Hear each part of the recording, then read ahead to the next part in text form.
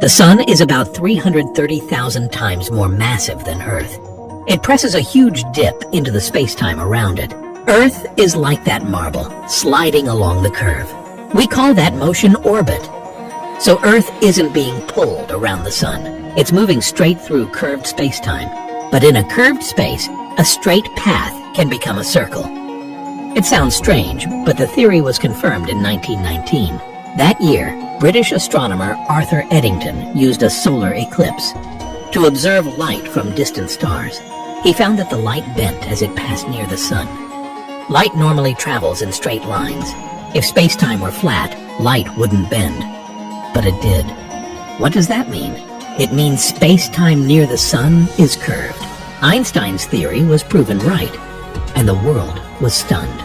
From then on, we truly understood gravity's nature. It's not a force, but the effect of curved space-time. Now we know Earth moves within the Sun's space-time curve. But here's another question. If Earth is always sliding toward the Sun, why doesn't it fall into it? The answer is its sideways speed.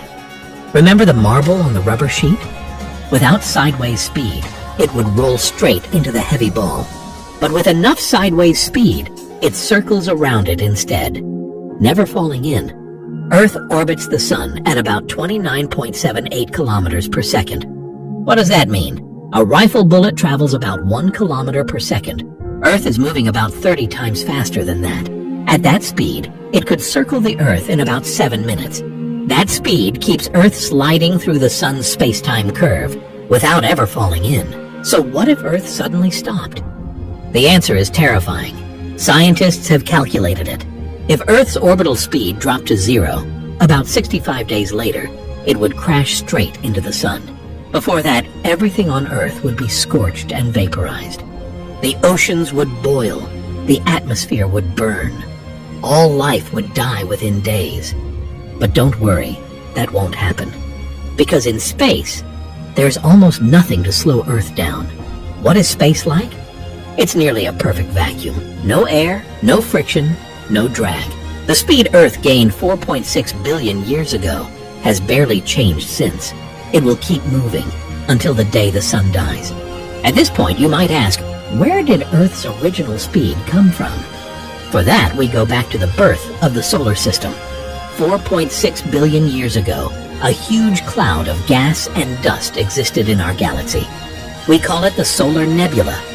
Under its own gravity, it began to collapse, and it started spinning. Why did it spin? Because matter in the universe already carries angular momentum. It's a law of physics, called conservation of angular momentum.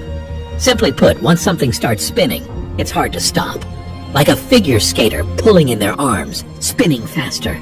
The nebula behaved the same way. As it shrank, it spun faster and faster. Eventually, the Sun formed at the center, and the surrounding debris formed the planets, including our Earth. Earth inherited that spin, so it was born moving. That's where its speed came from. No one pushed it. It's been moving since the moment it formed. But speed alone isn't enough. Hi. Can you please subscribe to my YouTube channel if you follow? I will post every day. Like and subscribe and have a great day.